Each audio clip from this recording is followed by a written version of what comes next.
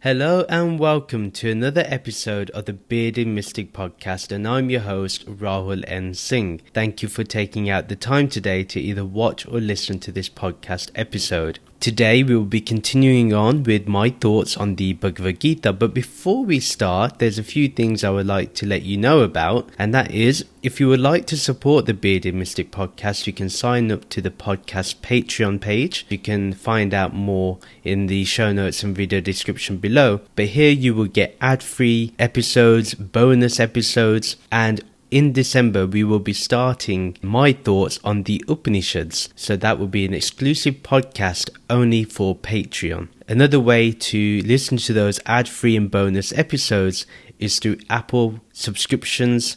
That is on the Apple Podcasts app itself. So do take a look at that if you're listening to this on the Apple Podcasts app. Every Saturday there is a free virtual meditation session which takes place at 11 a.m. Eastern Standard Time. Following the meditation session there is a discussion or a Q&A, and if you'd like to find out more about that, the details are in the show notes and video description below. If you would like to have a one-on-one meeting with me as a friend to discuss your spirituality, you can find the details in the show notes and video description below. So let's do a recap of the last episode. We discussed the 6th chapter of the Bhagavad Gita, specifically verses 11 to 15. Sri Krishna gives us guidance on how to meditate and focus on Brahman whilst we're in the forest.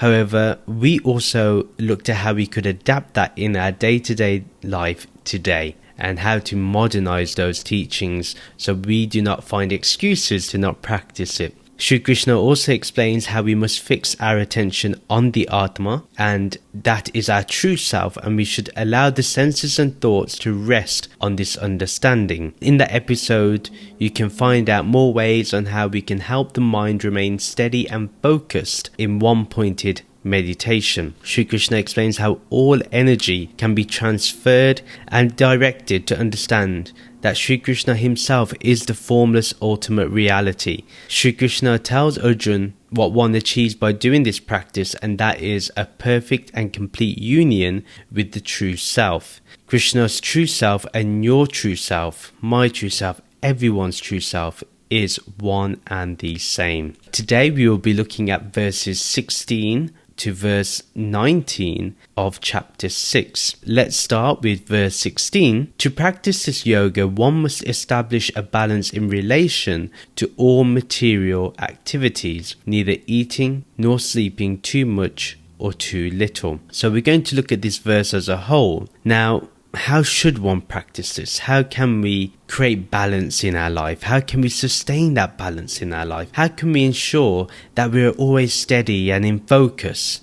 Well, there is a way that Sri Krishna gives us, which we can utilize to help us progress further. Now, obviously one should aim to remain as balanced as possible all the time, and neither should we get too excited nor too lazy when it comes to things. We shouldn't overcompensate our emotions at all. We should try to go back to that formless awareness that's always there in the background. Now, this can easily be done, again, if we remain as the observer. So if something happens and it's really great for you, instead of getting overjoyed to an extreme, you can actually just observe how you're feeling and then see how you want to express that feeling. It doesn't have to always be in a celebration. It can, but it doesn't have to be. And neither should one get overhyped, so one shouldn't be overcompensating in their actions either. So we should be balanced in that. And the same thing is, we shouldn't be lazy. For example, we shouldn't just say, oh, you know what, I just can't be bothered to deal with this right now. I'm just going to let go. Sometimes that can be laziness because we do not want to take the right action because we fear what the consequences could be. Sri Krishna also talks about some body actions that we can practice.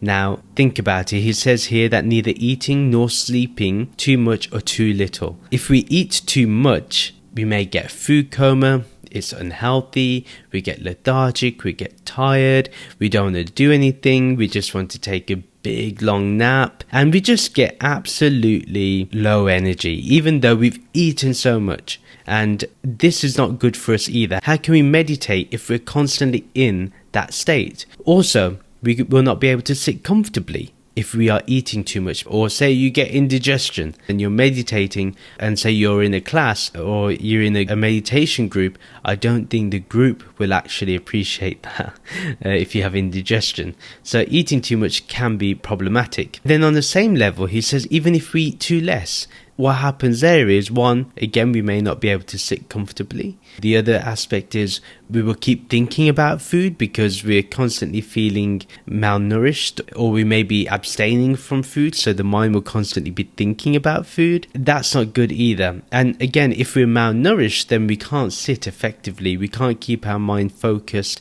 And the whole point is to be in that right balance. And I think the Japanese say that you should only eat up to 80%. Don't get absolutely full. Just eat enough so you're satisfied. And for someone like me, I need to probably eat a little bit less sweet stuff so I can maintain a healthy lifestyle. The other aspect that Sri Krishna talks about is either sleeping too much or too little. Now, if we sleep too much, we can start feeling lethargic, we can start feeling tired, we just don't want to get up from bed. Why would we want to get up from bed when we're nice and cozy? Those are the feelings you'll get if you sleep too much. And if we sleep too little, the body can get tired, it can get ill very easy. You're more prone to getting sick because the body hasn't been given enough time to repair. It's very important that we must overall have a healthy lifestyle with a decent routine, and that's something we need to definitely do. The other thing I like to mention is that even when we sleep too much, sometimes you want to sleep more or you're still extra tired. So getting that right amount of sleep for your body is important, and you will know as your own body what is best for you. The context of the whole verse here is that Sri Krishna gives us guidance on how to live a balanced lifestyle of eating enough, sleeping enough to feel well rested, and at the same time to be balanced in our responses to things, as that helps the mind stay steady and calm. Verse 17, yoga means to be moderate in sattvic eating and recreation. Yoga is to remain equipoised while performing all actions. Yoga is finding the right balance between time spent awake and asleep. One who lives as a yogi carefully removes all sources of disturbance from their life. So if we look at the first part of that verse, it's yoga means to be moderate in sattvic eating and recreation. Yoga is to remain equipoised while performing all actions. Yoga is finding the right balance between time spent awake and asleep. First of all, moderate in sattvic eating. So a sattvic diet is a regimen that places emphasis on seasonal foods, fruits and vegetables, especially vegetables that are ripe, nuts and seeds, oils, legumes, whole grains and non-meat based protein. So that's something to think about when we want to have a sattvic diet. Then the other aspect is, and I didn't include it in here, and that is dairy. Now dairy is recommended in the sattvic diet, but now people can also have non-dairy substitutes for milk, like nut milk or soya milk or oat milk. Those options are available now. We can have non-dairy alternatives, and that can still be part of sattvic eating. Recreation is moderate. Again, it's about channeling the energy, utilizing that recreational energy towards more meditation, towards more focus on the spiritual path, towards our sadhana. So that's very important. And recreation can also mean any hobbies we have, to make sure that we are being moderate in doing what our hobbies are. So we have that base level of happiness, which is required and what people are looking for today. Then remaining balanced when performing all actions means is to be a witness whenever possible and be an observer. That's the best way to remain balanced when you're performing any action, because that way you are not thinking about the results, you're not thinking about what to do, you're not thinking about what other people are going to think about your actions. You're just doing the actions that you've utilized your buddhi with, that you've analyzed with your buddhi to see what is the best thing to do. And as Sri Krishna mentioned in the previous verse and even here, we must have the right balance between the time spent awake and asleep. So we need to get the perfect amount of sleep first of all, and then we need to make sure that we give a specific number of hours to the day to sleep, but everyone has a different body and it's unique to them. But also when we are awake, that we at least spend a decent amount of time doing our spiritual pursuits, whether that's partaking in rituals, going to satsangs, that's spending time with holy people or spiritual people, studying the scriptures or spiritual texts.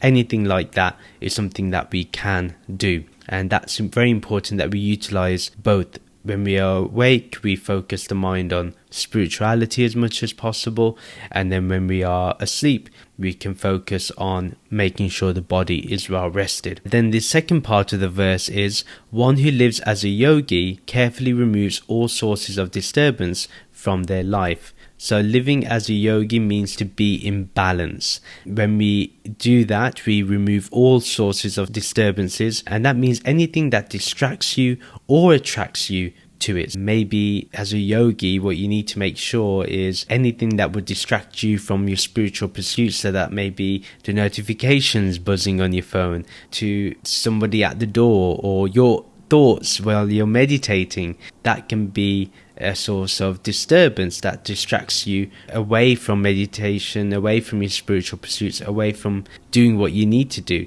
And the same thing is, it can attract you to things that will not help you in life. So we need to make sure we remove all of those disturbances. One needs to try to maintain a minimal lifestyle and be as simple as possible. Remember, the less you have, the less clutter in your mind, the less you have to think about, and therefore you can concentrate more on your spiritual journey and less on looking after the clutter that you may have, not only in your home but also in your own mind. The context of the whole verse here is that Sri Krishna explains how one should maintain a healthy lifestyle and keep it hassle-free. Verse 18, when the consciousness of the Atma is entirely free from all material longings and desires, one's yoga finally becomes complete. We're going to look at the whole verse together. First of all, we need to analyze our material longings and desire. How much is our mind occupied by all these body and mind related desires? How much does it constantly think about the next car, the next house, the next clothes to buy, the next gear to get, anything that would take us away from being focused on spirituality? Are the things that we long for, are they going to end up causing us suffering for ourselves and for others? Sometimes getting a new car, what if it's not comfortable for the people in your family? Then that would be a cause of suffering for them. Or say you get a new car but it creates ego in you and you feel pride and ego for what you have and it becomes your identity. So those things are the things that we need to think about when it comes to having those material longings and desires. We have to make sure that the awareness of the Atma, that awareness itself is free from those desires, that we understand that the Atma here means the mind, that the mind is not looking towards those longings and desires, it's actually looking within. And in fact, until we address these very questions, we will always be bounded by our desires. So we have to remain vigilant at all times. We have to constantly think about whether the desires that we have are actually beneficial for us or are they detrimental to our spiritual journey. We really have to think about that. And then when one's consciousness is free from desire, what we find then is that it's free from anger, it is free from fear, it is free from enmity, it is free from delusion. So one, we will not feel anger because it doesn't matter what we've been longing for or desiring for. Those things are matters of the body and mind. But for the Atma, for the real self, for the pure consciousness, the pure awareness within us, it has no desire, it has no longing, it is complete. So therefore, where can fear arise when one doesn't feel inadequate because they haven't achieved or attained their desire? And if you're longing for something, you're constantly thinking about it, then how can you concentrate on spirituality? Then you'll always be fearful of whether you will achieve your spiritual goals while you're longing for something. So that doesn't help either. Or if we have anger, because we're longing for something and it's not happening to us. Therefore, we do not unnecessarily get abusive towards others, or neither do we do any self-harm by drinking alcohol excessively, or smoking cigarettes, or taking recreational drugs excessively. The obvious one is delusion. We know that these desires keep us bounded to the body and mind, and the more we have these desires, the more we have these longings, the more we feel that we are just this body and mind. But once we break away from the clutches of those longings and desires that keep us to the material, to this body and mind, we realize that actually we are this true self and nothing less than that. But more so is we even have to let go of the longing or the noble desire for enlightenment. That has to be removed too. Sometimes we think that enlightenment, because it's a pure and noble cause, a noble desire, a noble longing, but actually it can cause harm. Because what if we end up leaving our family for our longing for God? In fact, our God is nothing but our own material desires. So that's why it's very important that even if we're longing for enlightenment, that it doesn't become anger, it doesn't become fear, that, oh, if I don't get enlightened, then I'm going to be reincarnated, or I'm going to go to hell, or I'm going to be absolutely judged for my karma. That's fear, and that's not something we need to do. We have to remove anything that makes even enlightenment to be a material desire. Remember, enlightenment itself is not a desire, neither is it material. It simply is as it is, and you are simply is as it is. So what you are is what enlightenment is. Sri Krishna says that one's yoga becomes complete, then one is ultimately in union with divine truth. That's all we need. That's what completion means. When we do not require anything else, when all we want is to be in this state of pure formless awareness. Complete means that also we understand the game, we play the game, and we end up going beyond whether we win or lose. It's not about winning or losing when we're playing the game. We just know that the purpose of being on this earth for the body and mind is that this all is one giant game, one giant drama where we're playing our roles as actors, producers and directors. So once our yoga is complete, then we're always in formless awareness. That's ultimately the final scene always ends. By being in the formless awareness, we do not have to worry about the future, nor do we have to care about the past, nor do we have to keep thinking about the past and pondering about the past, and nor do we have to go into imagination about the future. Now think about it. For example, if we utilize the analogy of a video game. If you're playing a video game and you complete it, you do the absolute best, you achieve all that you need to do in each level, and say you completed that game perfectly, would you then start worrying about the past, about what you did during one game, about what one move you did that wasn't right, even though you've completed it perfectly? You wouldn't. And there's no way you can change the game of the past. Whatever's happened has happened. And then, is there a future after the game? Once you complete the game, you turn it off. Either you can restart it all again, or you end the game and let the TV screen just turn off, or turn the console off, and that's it. That's all. If you understand this in terms of yoga or in terms of spiritual enlightenment or spiritual liberation, then all it's about is that there is no future, there is no past, and there is no present, because the game was something that was just an appearance in one's own awareness. And that's all we have to remember. The context of the whole verse is that this awareness within is absolutely free from all material longings and desires, and we must complete our yoga, and that we no longer worry about the future, nor do we worry about the past. We end up understanding that all of life, all its desires and longings are literally scenes playing across a movie on the screen of our consciousness, on the screen of formless awareness. And neither does this formless awareness get mixed in with the game or the longing or the desires. It remains ever existing, ever free from all of that. Now we go to the final verse, which is 19. Just as a lamp in a windless place does not waver, So a yogi who has focused the chit faculties of conscious awareness entirely upon their own Atma is once again restored to their true nature by perfecting this yoga of transcendental self-knowing. So we're going to look at the whole verse here. This is a wonderful analogy that Sri Krishna uses about having a lamp or a candle in a windless place. That flame does not flicker, that flame does not move in any way, or that light doesn't move in any way. It can't. If there's no wind, how can it move? And you can see a wind like our senses or our thoughts, our mind, our manas. We can understand from here that our awareness is a windless place. Nothing can move it. It has to be that way, because if it can be moved, if it can waver in any way, then this Atma is unreal, and that's not true. If it's a windless place, does that candle get extinguished ever because of the external environment? No, there's nothing that can influence it. Same way, nothing from the outside, another person or another thing or another place or another situation from outside of you cannot disturb you, because your light cannot be wavered in any way.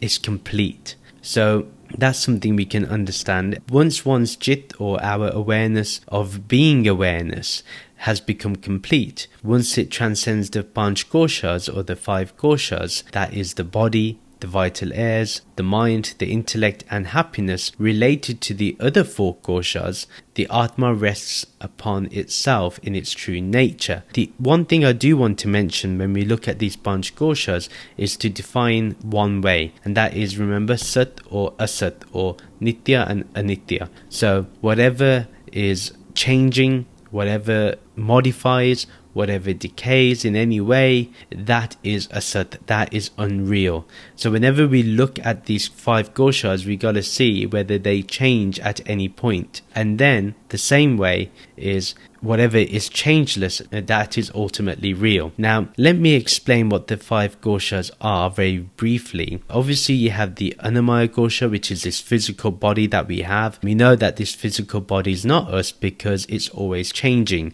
and it's always subject to death. And remember, we can see that as being very obvious, and that whatever we eat ends up becoming part of the body. We know the physical body for sure is subject to change, subject to death, to decay, to modification. It has changed as we've grown up, and it's going to continuously change. And when it decays, it also changes there. So physical body is not what we are then. That's ultimately unreal, because what we are is changeless. The pranamaya kosha, which is the vital airs, that also isn't real.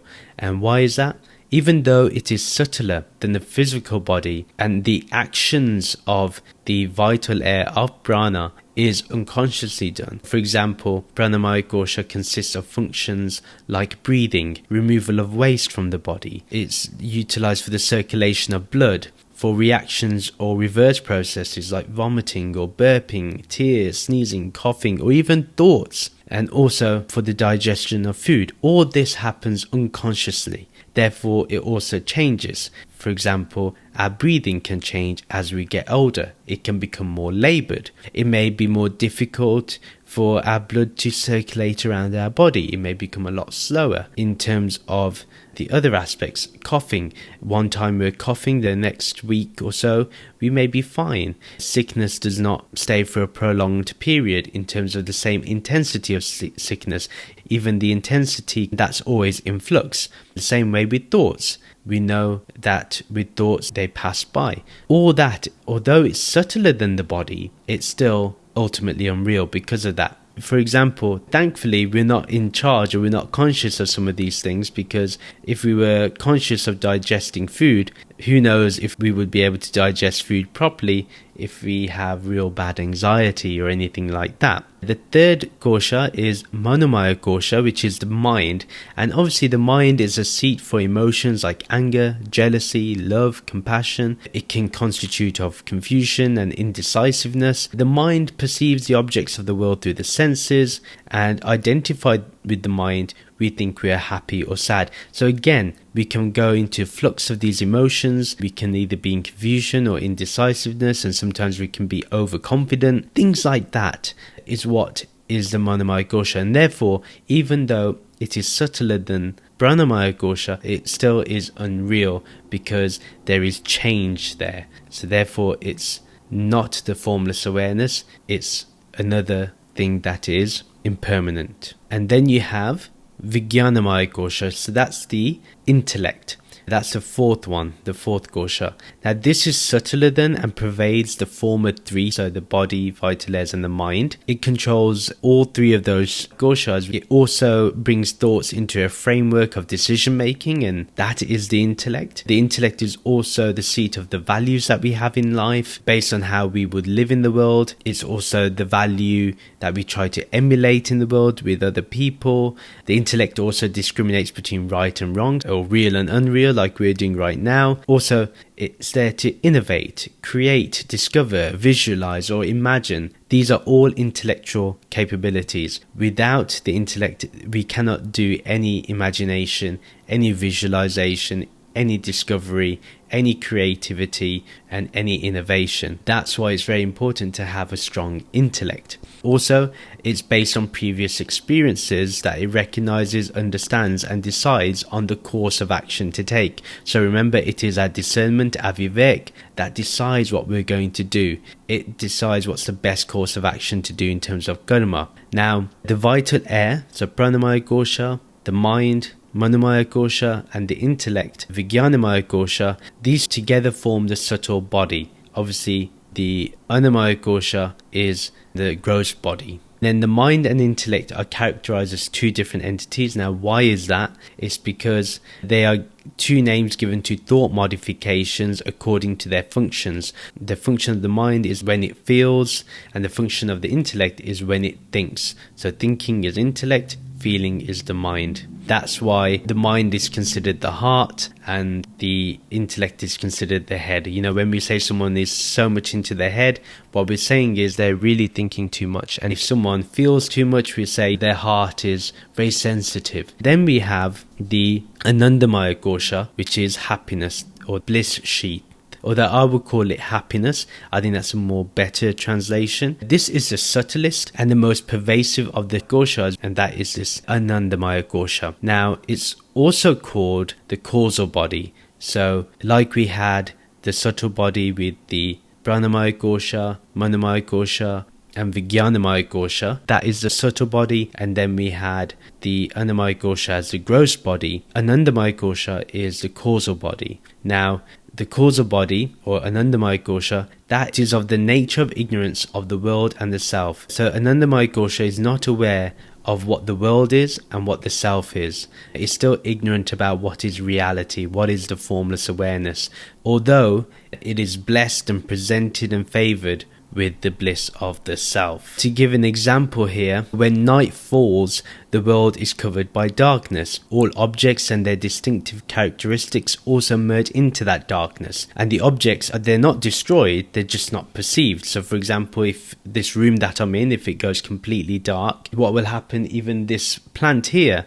this chair, this mic, this computer screen, it all goes dark. I just cannot perceive it. It's not destroyed, it's still there. As the day dawns, distinctions manifest. So when I wake up or when I turn the light on, I can then start seeing the different objects. Similarly, in deep sleep, when only the causal body is at play, when we're only in that causal body state, all dualities, the ego, anxiety, agitation, the world, the subtle and gross bodies and so on, merge into total darkness. Just think of deep sleep. Even though you are there, this body's still there, this mind is still there, but in deep sleep, they are not distinctive. You're not aware of them, and that's ignorance is what is the causal body. It's a deep level of ignorance. Remember, all that merges into the total darkness. So remember using the example of the night falling and how the distinctive characteristics and objects merge into the darkness.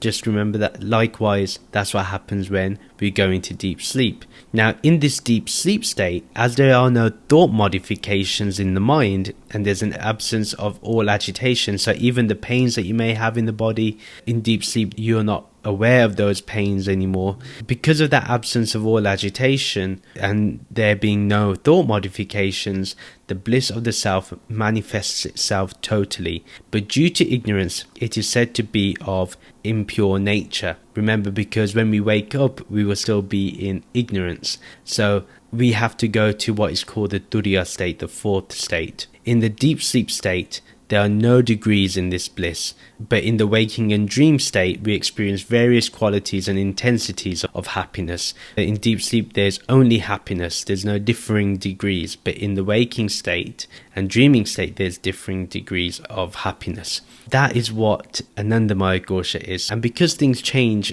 meaning we get out of that deep sleep state or total ignorance, we know that is also changing and therefore is ultimately unreal. To understand this a bit more, the joy of thinking of a dear object or being is called priya, or intense love. The intensity of joy increases when we actually gain the object or meet the person. The joy is maximized when we enjoy the object or become one with it. Sometimes when we get into the zone, we totally are in enjoyment, and there is no duality of the enjoyer and the enjoyed, but only enjoyment. Again, when we're in the zone, there's no player and playing. The 5 sheets, koshas, form the covering which conceals the jewel of awareness or Brahman. So just remember that these 5 koshas that we've just mentioned and discussed, how they are ultimately unreal and they hide what is real. They cover what is real, and that is formless awareness. So you can say that the 5 koshas are literally at the forefront,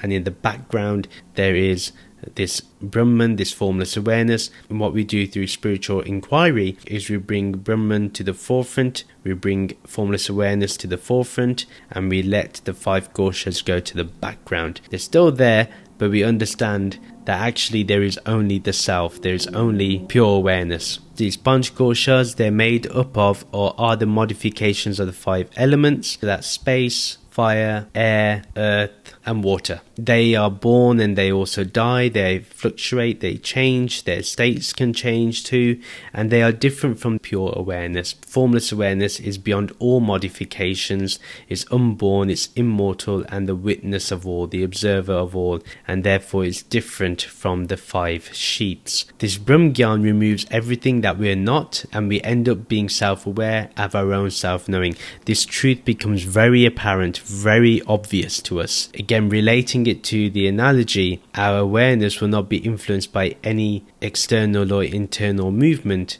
as we have noted from how it is not the 5 sheets. So relating it to the analogy of the windless place that does not waver, our awareness will not be influenced by any external or internal movement, as it's not part of any of the 5 sheets. So that's something we can understand and fully internalize and practice. What happens there is we bring our mind to its true state, which is this formless awareness, by perfecting this yoga of Brahmagyana, of Atmagyana, of knowing yourself. And that transcends you from these Panch koshas and also the 3 bodies, which is the gross, subtle and causal. The context of the whole verse is that Sri Krishna explains about how we can achieve this transcendental self-knowing when we are able to transcend this body and mind and enter and fix ourselves upon what we really are, which is this pure formless awareness,